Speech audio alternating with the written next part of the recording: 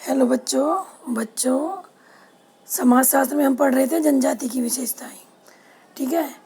और जनजाति की विशेषताएं जो टीबी नायक विद्वान हुए हैं उनके द्वारा दी गई जो विशेषताएं हैं वे हम पढ़ चुके हैं, मैं पढ़ा चुकी हूँ आपको। आज हम पढ़ेंगे DN मजूमदार द्वारा दी गई जनजाति की विशेषताएं। ठीक है बच्चों, इन्होंने भारत की अनेक जनजातियों का क्षेत्रीय अध्ययन किया था। वे भारत के अग्रणी मानवशास्त्रियों में से थे। ठीक है। और बच्चों इसीलिए हमने उन्हीं की परिभाषा को भारतीय जनजाति के लिए अपनाया है आज। ठीक है। इनकी परिभाषा जो भारतीय जनजाति के संदर्भ में न केवल लागू होती है बल्कि बच्चों उन्हें समझने में भी पूर्णतः उपयुक्त है। किसको? जनजाति को। ठीक है। इनकी परिभाषा के आधार पर जनजाति की निम्नलिखित प्रमुख विशेषताएं हैं जो हम आगे पढ़ेंगे हम।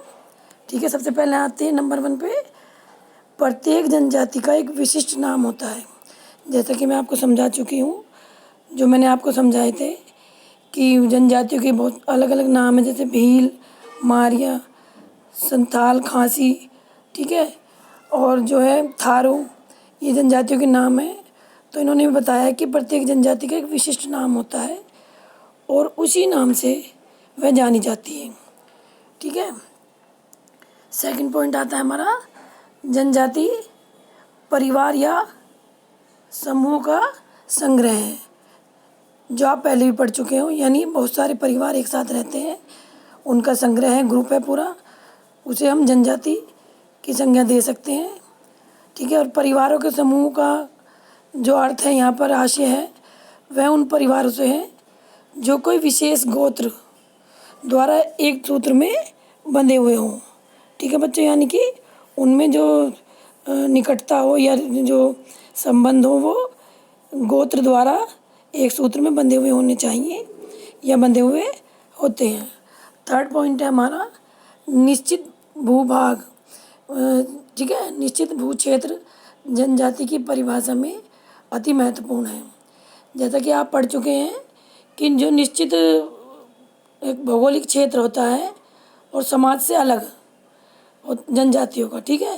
ये या तो पहाड़ी पठारी स्थानों पर रहते हैं या जिस क्षेत्र पर ये रहते हैं उसे ये अपना क्षेत्र मानने लगते हैं। जो जनजाति घुमंतु होती है यानी घूमने वाली जगह जगह पर, वह भी प्राय एक भौगोलिक क्षेत्र में ही भ्रमण करती है। यानी कि जो उनका भौगोलिक क्षेत्र होता है वो एक ही होता है और उसी में वो भ्रमण करती है। ठीक है। और साथ ही उस क्षेत्र से उन्हें लगाव सा हो जाता है।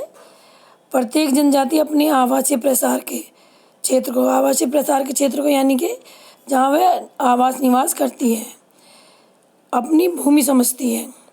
ठीक है। उदाहरण के लिए मैं आपको समझा रही हूँ, आप समझ सकते हैं। जैसे कि असम के जो चाय के बागानों में काम करने वाले संथाल हैं या लोग हैं, वे बिहार और बंगाल के किन्हीं विशेष क्षेत्र को ही अपना घर बताते हैं या मानते हैं। ठीक है। फोर्थ पॉइंट है हमारा, प्रत्येक भारतीय जनजाति के लोग अपनी या अपने पड़ोसियों की एक समान भाषा बोलते हैं। जैसे कि मैंने आपको टीबी नायक के विचारों में भी समझाया था कि जो भाषा है जनजाति के सदस्यों की वो एक होनी चाहिए। मैंने कई भाषा समझाई थी आपको उसमें। ठीक है। उनमें से एक भाषा होनी ज़रूरी है एक जनजाति के लिए। ठीक है। फिफ्थ पॉइंट आता हमारा, प्रत्येक जनजाति में विवाह, व्यवसाय और पेशे के संबंध में कुछ परंपरागत निषेध पाए जाते हैं। यानी जो विवाह करते हैं या व्यवसाय अपनाते हैं ये लोग जनजाति वाले, उनमें परंपरागत निषेध होता है कुछ चीज़ का। यानी कुछ चीज़ उन्हें नहीं करनी है। निषेध का मतलब निगेटिव एक तरह से, वो चीज़ें उन्हें नहीं करनी है। 6 पॉइंट आता है हमारा, जनजाति के सदस्य एक दूसरे के साथ परंपरागत आधार पर लेन देन और पारस्परिक दायित्व के बंधनों में बंधे होते हैं। यानी कि जो जनजाति के लोग हैं वो एक दूसरे से अपने ही मतलब ग्रुप में परंपरागत आधार पर लेन देन, जैसा कि आपने अभी पिछले पॉइंट में पढ़ा है, कुछ तो परंपरागत निषेध पाए जाते हैं इनमें। लेकिन कुछ परंपरागत आधार होते हैं लेन देन के या एक दूसरे से संबंध बनाने के या दायित्वों को पूरा करने के। ठीक है, तो उन बंधनों में ये लोग बंधे हुए होते हैं।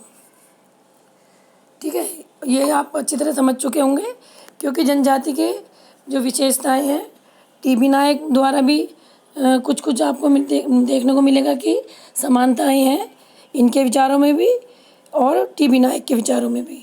ठीक है, और रिपीटेशन भी है कई पॉइंट में बच्चों, तो ये आपको समझ में आ गई होगी। इससे नेक्स्ट पॉइंट हमारा शुरू होता है आज जनजातीयपन के सूचक। ठीक है, इसी के साथ जो है जनजातिपन के सूचक मैं पढ़ाऊंगी आपको। सूचक का मतलब है बच्चों इंडिकेटर। ठीक है, यानी किसी चीज़ को इंडिकेट करना, किसी चीज़ का एक तरह से वर्णन करना। ठीक है, और इनके सूचकों के बारे में जनजातिपन के जो सूचक हैं वो एस.सी. दुबे द्वारा हमने लिए हैं। यहाँ पर इन्होंने इनके विचार लिए हैं हमने। ठीक है, जिन्हें हम पढ़ेंगे। इनके द्वारा जो है इन्होंने उचित ही लिखा है बच्चों कि भारतीय संदर्भ में जनजाति की कोई निश्चित एवं संतोषजनक परिभाषा नहीं दी जा सकती। ठीक है, क्यों नहीं दी जा सकती? क्योंकि आपने जो मैंने आपको पढ़ाई है विशेषताएं भी, अर्थ भी और परिभाषाएं भी, वो अब आप समझ चुके होंगे। क्यों नहीं है? क्योंकि संतोषजनक परिभाषा इसलिए नहीं है क्योंकि कुछ लोग तो घुमंतु टाइप के होते हैं जो जगह जगह घूम कर भी एक भौगोलिक क्षेत्र में घूमते हैं, जबकि और फिर भी वो अपने आप को समाज से अलग रखते हैं। ठीक है, और उनके जो परंपरागत विचार हैं विवाह संबंधी, व्यवसाय संबंधी या पेशे संबंधी, उन सब में जो है एक पृथकता आपको देखने को मिलेगी।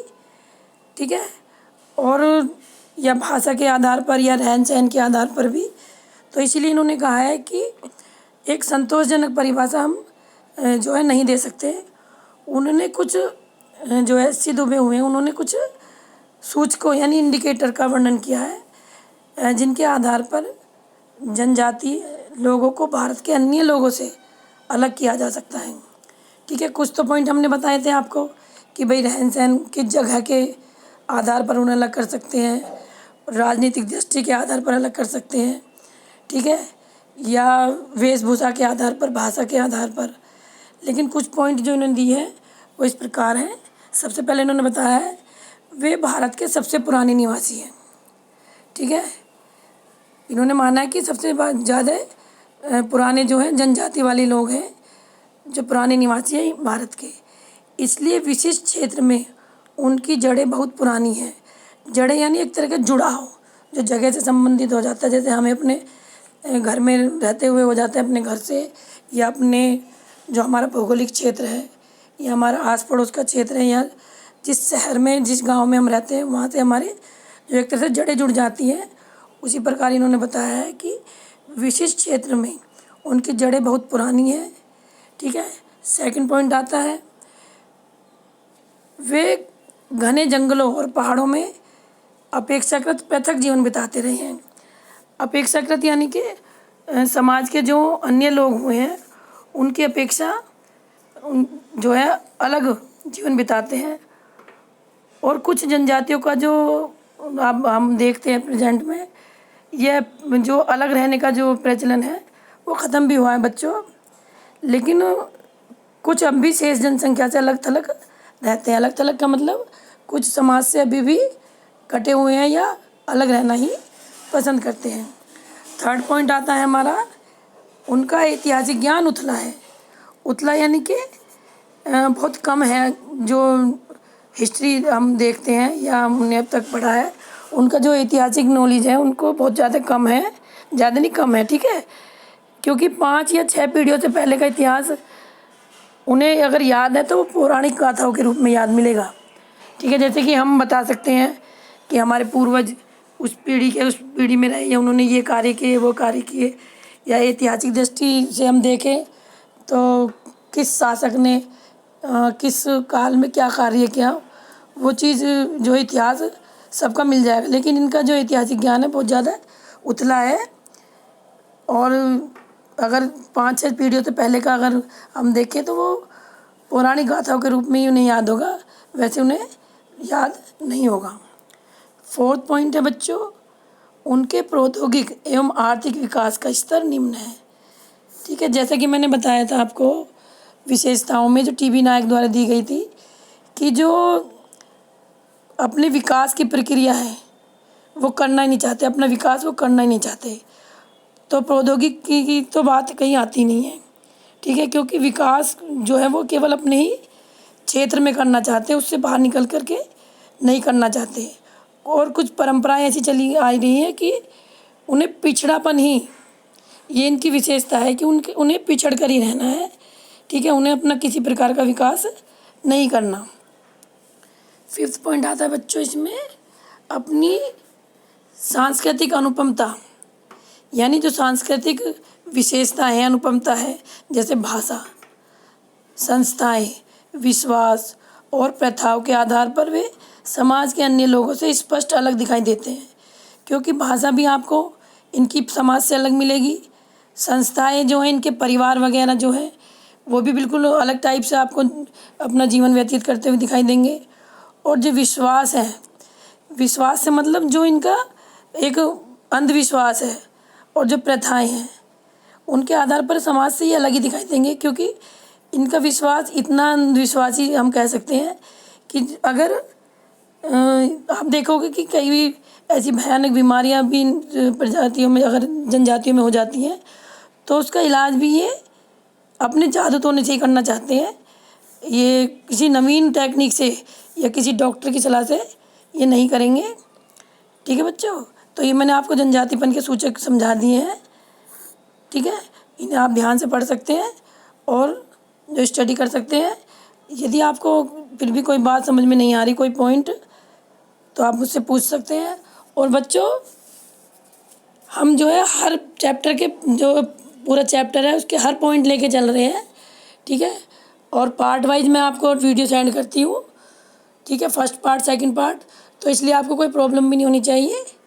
ठीक है, आप इसकी स्टडी कीजिए और यदि कोई दिक्कत आए तो आप मुझसे पूछ सकते हैं। धन्यवाद।